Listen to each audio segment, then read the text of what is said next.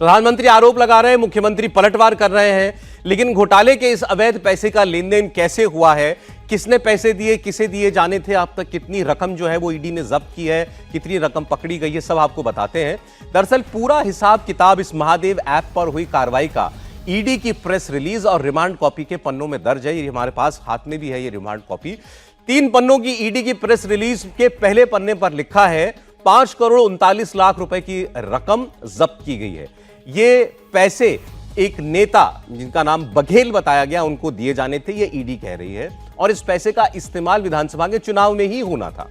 ED के मुताबिक 508 करोड़ रुपए भूपेश बघेल को दिए गए। इस प्रकार के एलिगेशंस, इस प्रकार के आरोप जांच में सामने आ रहे हैं। ये पैसे महादेव बेटिंग ऐप के मालिकों ने छत्तीसगढ़ की सरकार में मौजूद अफसरों तक और नेताओं तक पहुंचाए, ताकि उनका ये काला धंधा चलता रहे और गरीबों का पैसा वो लूटते रहें। ये ईडी की कार्रवाई में ईडी की तरफ से ही बताया जा रहा है। ईडी ने कोर्ट में इसके अलावा जो 2 लोग उसने गिरफ्तार किए हैं, उनकी रिमांड कॉपी जो पेश की गई है, उसमें भूपेश बघेल को पैसे की डिलीवरी की पूरी क्रोनोलॉजी भी समझाई है। यूएई में मौजूद असीम दास को महादेव बेटिंग ऐप के प्रमोटर्स ने रायपुर जाने का फरमान जारी किया।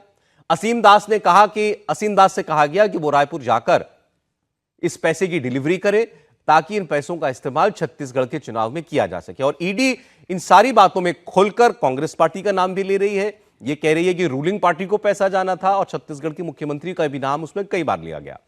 कोर्ट में पेश आरोपियों की रिमांड कॉपी में जो लिखा है, बहुत चौंकाने वाली बात है। महादेव बेटिंग ऐप के मालिक सौरभ चंद्राकर के करीबी और महादेव ऐप के बड़े अधिकारी शुभम सोनी ने असीम दास को एक वॉइस मैसेज भेजा। इस वॉइस मैसेज की रिकॉर्डिंग ईडी को असीम दास के फोन से बरामद हुई है। फोन की फोरेंसिक जांच भी की गई है।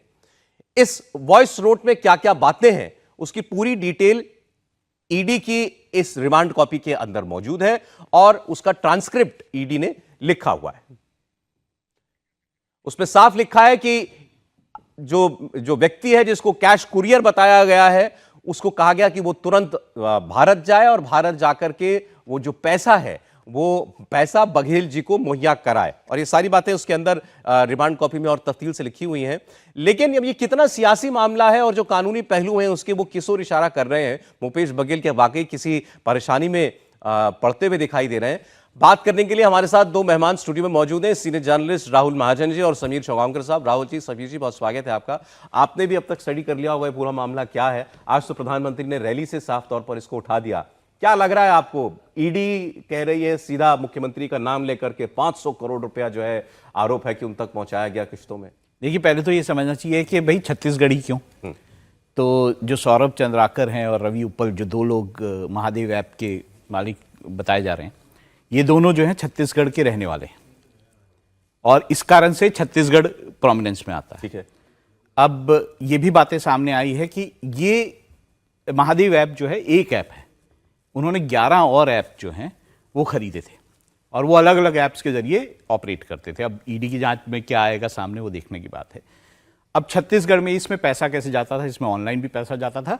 ये भी माना जाता है कि इसमें कैश ट्रांजैक्शंस भी होते थे। अब उसके कारण छत्तीसगढ़ में और प्रोमिनेंस इसलिए आ जाती है कि अगर कैश ट्रांजैक्शंस होते थे तो कोई वहाँ पे होगा जो इस कैश ट्रांजैक्शंस को हैंडल करता होगा या कैश लेकर फिर ऑनलाइन करता होगा, क्योंकि ऐप है तो कोई कैश लेता होगा फिर ऑनलाइन लगाता होगा पैसा। तो ये कारण है जिसके कारण छत्तीसगढ़ का नाम इसमें आता है। अब ये बात आती है कि असीम दास जिसको पकड़ा गया है उसके पास से कैश मिला है। उसमें बात आई कि वो जो है ये चुनाव में पैसा लेके जा रहा था और ये चुनाव में दिया जाना पैसा था। और जैसे बघेल नाम आपने खुद कहा कि बघेल नाम की किसी जो है नेता को ये पैसा दिया जाना था। इस कारण से सवाल उठ रहे हैं कि क्या जो मुख्यमंत्री हैं भूपेश बघेल, उनको ये पैसा दिया जाना था या उनसे कोई किसी तरह की डीलिंग थी। फिर एक और नाम जो है, एक भीम यादव करके एक कांस्टेबल को भी ईडी ने अरेस्ट किया है। उसमें भी ये बात आ रही है कि वो कई बार दुबई गया था और उसके भी कनेक्शंस हैं इसमें। तो इस तरह की बातें जो हैं सामने आई हैं। इसमें बड़ी बात यह है कि ये शुरू कैसे हुआ। ये शुरू ऐसे हुआ कि दुबई में जो उनमें से जो दोनों मालिक बताए जाए उनमें से किसी की शादी थी, जिसमें एक फंक्शन हुआ जिसमें कि बहुत सारे जो हैं बॉलीवुड के सितारे वहाँ पहुँचे और उन बॉलीवुड के सितारों के पहुंचने की सारी तस्वीरें, और ये बात आई कि 200 करोड़ रुपया उसमें खर्च किया गया उस पूरी पार्टी में और उस शादी में। और 200 करोड़ रुपया जब खर्च किया गया तो वो बातें होने लग गई, और इस कारण से, बहुत सारे सितारों के जाने के कारण से और इस इतना पैसा खर्च होने के कारण से वो प्रोमिनेंस में आया, और उसके बाद जो है जांच जो है उसने तेजी पकड़ी।